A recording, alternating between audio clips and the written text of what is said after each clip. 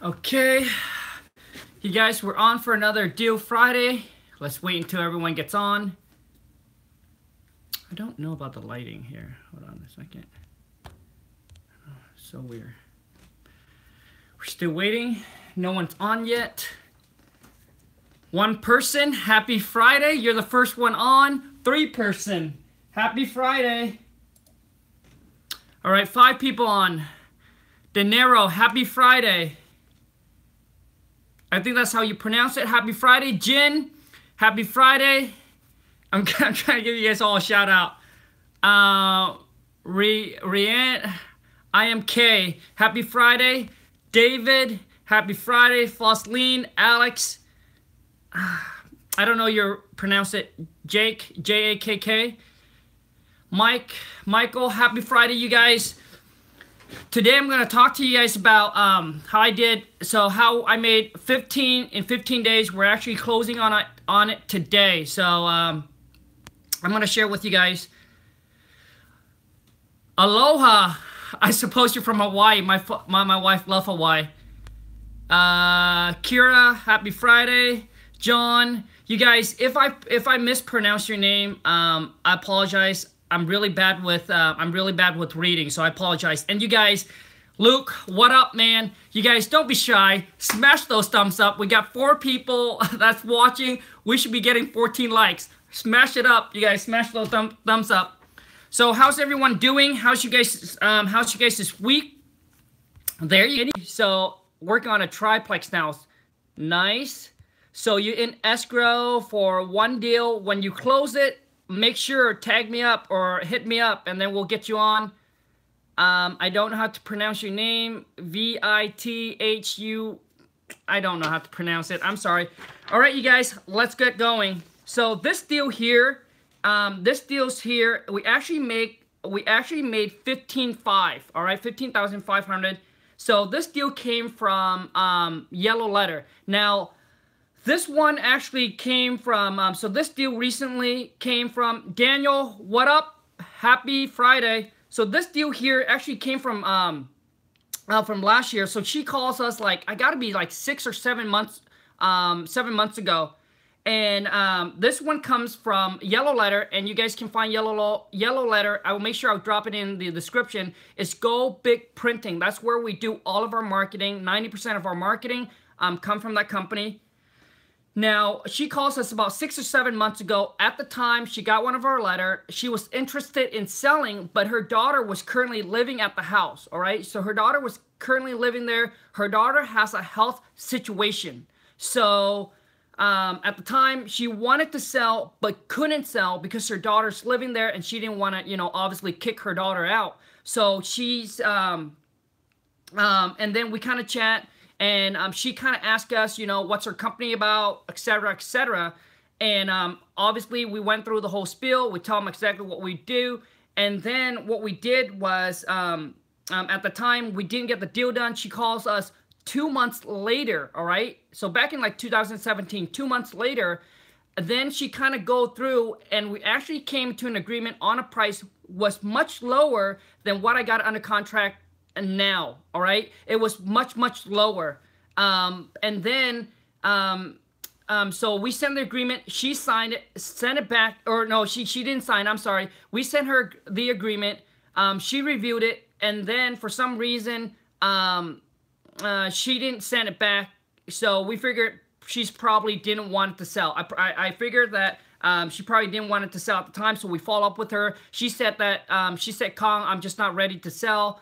I'm just not ready to sell. My daughter's there. She's having a health issue, and it's just too much stress on me, and I didn't want to go through the whole thing of kicking her out, etc.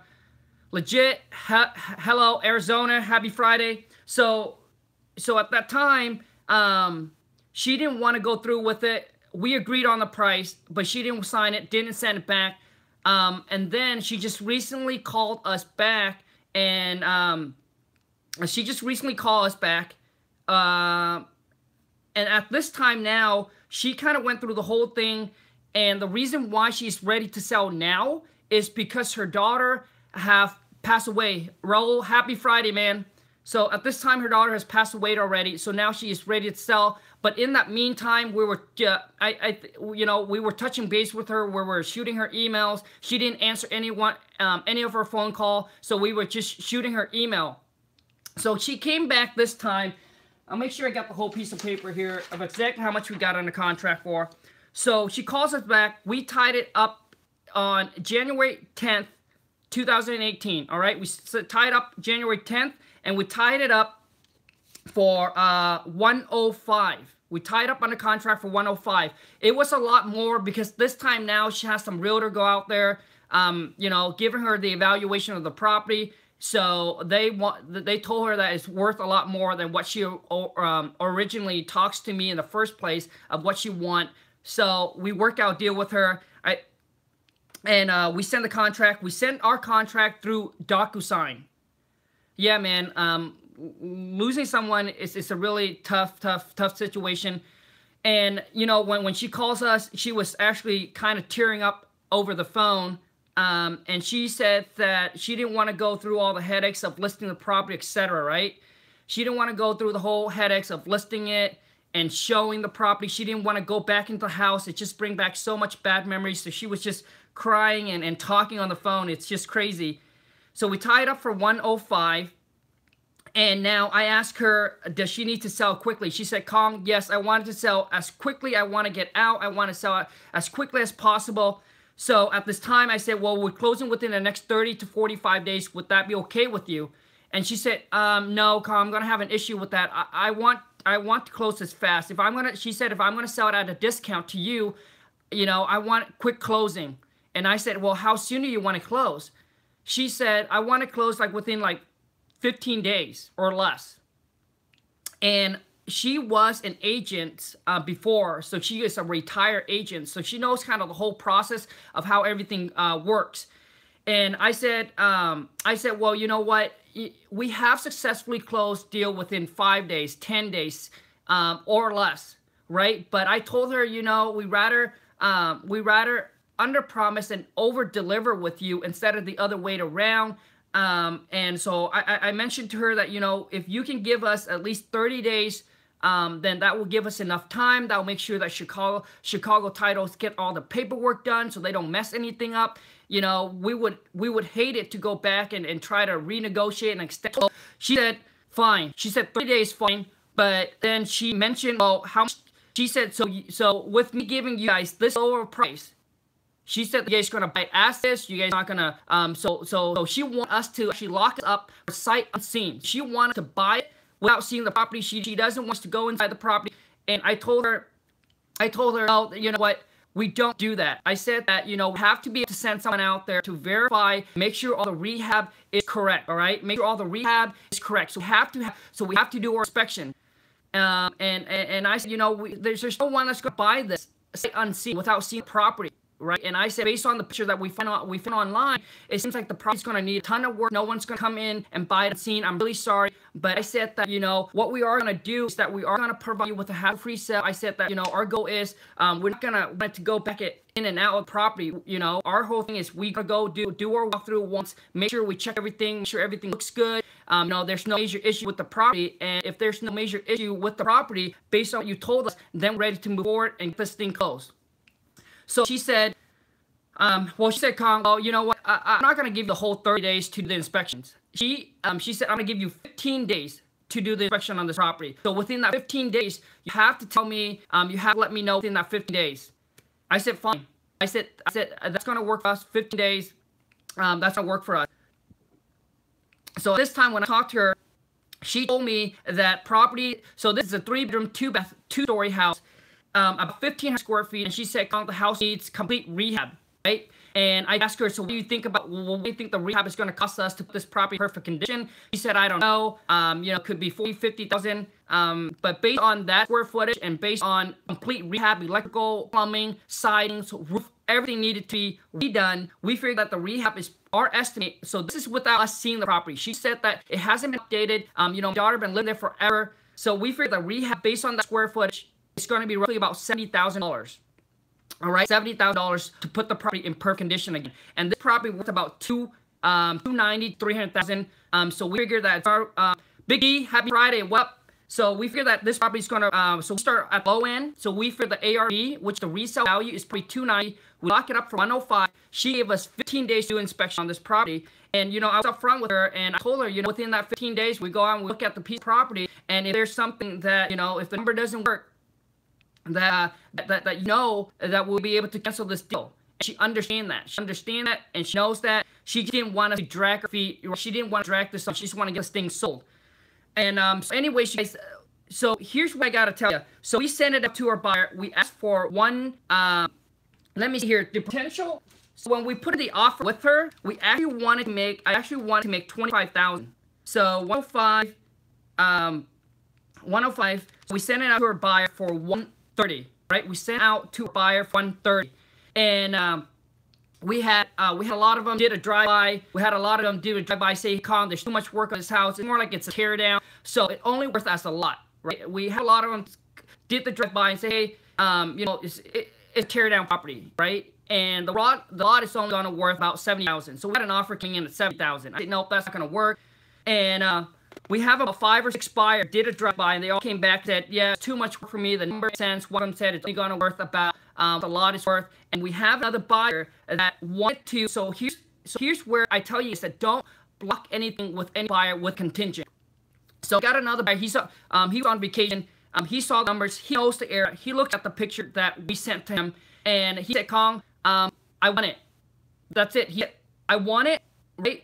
Then he said, I want it. And then he said, I want to, and I asked him, so do you have, you know, so you're going to buy this sight unseen, is that correct? He said, well, no, Khang, I want to get in contract with you. And then when I come back, like, you know, I'll be back like 3 or 4 days. Then I'll do my inspection. If everything checked out, I should be able to move forward to close on this property very quickly. He said, Khang, after the inspection, I can close it within 2 days to 3 days. And I said, sorry, man. I said, sorry, man. Our whole, you know, we can't be tying up, we only have X amount of time, and we don't tie up contract and then have a contingent on it for you to do your inspections, because I told him we have buyers that will buy properties based on the numbers, based on, you know, their drive-by, and they're ready to go. And I said I cannot do that. And you guys, you don't want to do that. If I would have done that, I would have lost this deal out on another buyer. So we had about, I think this time it came down to I have about 4 days left on my contingent. 4 days left my contingent. So it was January 10th. My inspections got it all the way into January 31st, right? January 31st. At this time I have about, I would say, yeah, I would say about 4 to 5 days left on contingent. And then I got with one of the agents. He said, Khang, I got one of my buyers out there. He knows the area. He did the drive-by already. He loves it. But he got to come in at, he said he won't be able to do the 130, but he got to be able to come in. So I'm just going to, 130. So he said that my buyers won't be able to do the 130. He said that he agreed that property's going to worth about 290. And his buyer went and kind of peeked in the window and everything like that. And he said that he will buy it without going in buy, but he figured that rehab is probably going to be more of the $80,000 to like $90,000 in rehab. And he said that, Khang, if you could do 114.5, he's ready to go. He said if you could do like well, first I think we kind of negotiate back and forth, and that's why I was using the calculator. We went back and forth on numbers, and then we ended at 114.5. And this is what I said. So I said that if I can talk to the seller and get them come down on price, you guys are ready to move forward and get the paperwork done, close on the thing, right? I said, how soon you close on? He said, Khang, we can close as quickly as you want. So this time, you guys, within the 15-day period, I was able to find buyers. So I was able to find the buyer and close within that 15 days inspection. So you guys got to understand that when you are wholesale property, you don't want to lock the property up under contract with your buyer, with the contingent of them doing the inspection. Because like this buyer, he did the drive-by, he peeked in the window, he didn't need to go in the property, he was ready to go. And then, so I sent it over to him. I sent the agreement over to him. He signed it. He sent back and he was able to close out like within like 5 days. And at this time, you guys, 2 days before closing, the buyer said, hey, Khang, you know, I want to get a head start. So I want a contractor to go in to do the property, to go in and start do our check off list. And at this time, you guys, I've already asked the buyers, ask them, so how much, I already asked them to put down $9,000 non-refundable. I said, you got to put down $9,000 non-refundable on it. And you guys do that. So they're able to put down the 9,000 2 days before closing. They want to go there and kind of go through, and they set their contractor to go through and to kind of do the checklist of what needed to be done. Basically, they want to prep because they want to jump in and get started right away. You guys do not ever let your buyer go back in. Once they're done, no matter what they say, I don't care unless they put the full assignment agreement, unless they put full amount up front, right? So if it's 15,000, unless they put the whole 15,000 up front, non-refundable, then I'll think about it and let them in and start on it.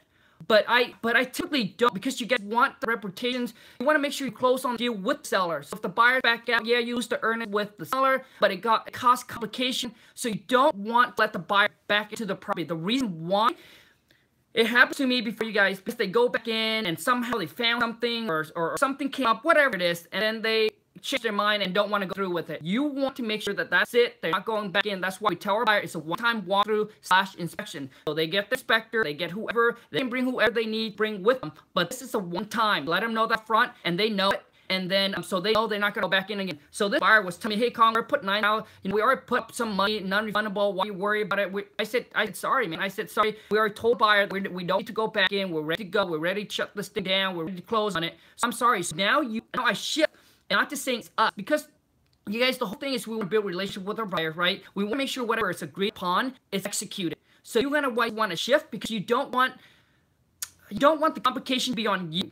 You want to shift it, all right? So I put it and tell them that, hey, that's exactly what I told the seller. We're ready to move forward, you know, and they want to we told them that's why we're willing to reduce the price with you, coming from 130 down to like 114. So we're reduce the price based on you ready to go. Right? It wasn't basing on you want to go back in there. So I said that's what we agreed upon, and that's what it should be executed, and that's what we already told the seller, right? Blame it on the seller. That's what we're told the seller, and they're going to allow us to go into the property after it closes. You guys have so much of these comes up. The buyers want to go back and want to start many deals, and I said nope. I said no. That's what we agreed upon, and you're not going to go back in. You guys just want to make sure that there's nothing going to happen between now and closing. You guys, until closing day. Now, what up, man? Happy Friday. Until you get up, until everything is signed, recorded, and recorded, you guys, anything can happen in between. You don't want anything to happen, okay? So that's pretty much on this deal, you guys. Now, Donkey Kong, King Kong, you got it, man. So that's pretty much on this deal here. And we come back, we're sending it. I got 40 left. The buyer came back, you know, willing to work with them, reduce the price, just get the deal done because he's willing to buy it without going through and do the whole inspection. So I guess he figured it's going to cost about $5-10 more because he walked around and he feels like there's something, you know, there might be some foundation issue with the property. So he was trying to get $10,000 kind of, you know, so that way he has a protection. So he came back and kind of told that, and we're like, you know what, the number makes sense. He can close it quickly. Let's just get a deal done before I show this to, you know, 5 or 6 buyers already. And, you know, I'm not willing just to wait around and take that full price. If someone's ready to get done, I feel like, hey, you know what, we already have shown already. No one are able to step up and execute. Here's the buyer. He's hot on it, so let's get it done. And that's all, to me, it's all about getting the deal done. You know, it's yes, getting the amount you want, but a lot of times, because of the situations, you just want to get it done and move forward. So that's it, you guys. That's how we end with 15. That's how we end up with 15. We actually end with 15.5. We're able to close this deal in 15 days, and seller gave us 15 days inspections. Like I tell you guys, you want to get the most you can for the inspection. You want to tie the property up the longest as possible. A lot of times, sellers, hey, you go in there, tie it up. There's nothing to happen. Tie it up. Let them know. Okay, well, within that 10 or 15 days, tie the property up. But seller, I agreed to the seller to give 10 days to do the inspection on the property. That 10 days gives me times to go out there to market the property to find a buyer. If I can't, right, I just go back, tell the seller after we did our research, after we looked at the property, the number, it's not going to work. And they understand that, right? They know that there's going to be an inspection period. So, anyways, you guys, any questions? Any question on the deal that I can help answer? If I did add any value, boom. You guys, be shy, smash those thumbs up. But I really want to add value to you guys. So, if I leave anything out, if I've missed anything, drop me a comment, ask me right now. Guys, honestly, honestly, the seller should be lucky. And when I was going out to meet seller in person, bro, I was getting houses at like, oh my god, I was getting it at like a huge discount. Just when you're physically there with them, you see my expression. I do all kind of like, oh, I do all kinds of stuff, but they do not want to meet in person. It's way better if I'm just over the phone. I'll be able to give them more for their property. I don't want any question for the deal, but do you have an answer in mind? A question about how large is your buyers list? Right now, I think our buyer list is up to about, I think at about 150 or 200, right? But guys, but I tell you this, maybe 50 of those are the one that buy majority of our deals, right? I have a large one. 50 of those are actually very, very active and actually buy a majority of our deals. And to be honest with you guys, most of my deals are like right now, they're pretty straightforward. I try to find deals that are kind of unique and to share with you guys. Once you buy your buyers list and once you know how to do this, it's pretty much automatic. So it's pretty much send it out to buy pretty boring. As a wholesaler, there's nothing really sexy about this business, right? You're fix flip, you can go out there and you can show pictures, you take pictures, rehab things. Yep, on this deal, yeah, we did the my 70% ARV because I wasn't very familiar with this town. We have a couple buyers actually saying, hey, Khang, if you have anything in this area, shoot it to me, I'll buy it.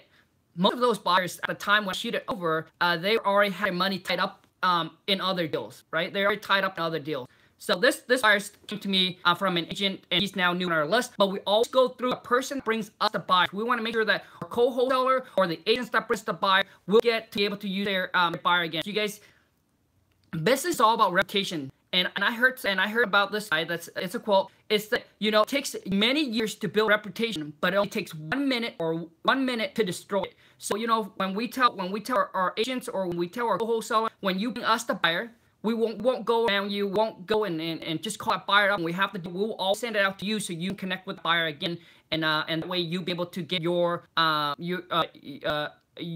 fee. Okay. But anyways, you guys, any other questions?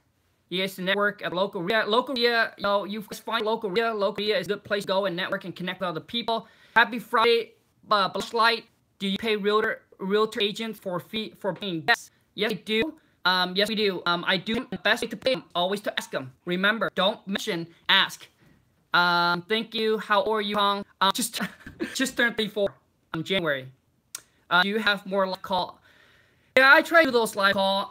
Because it's all on my phone, so a lot of times, I can't record and call. There was a call that I pretty much just. There was a call that I was talking to this agent, and I destroyed him on the phone. I wish I would have recorded.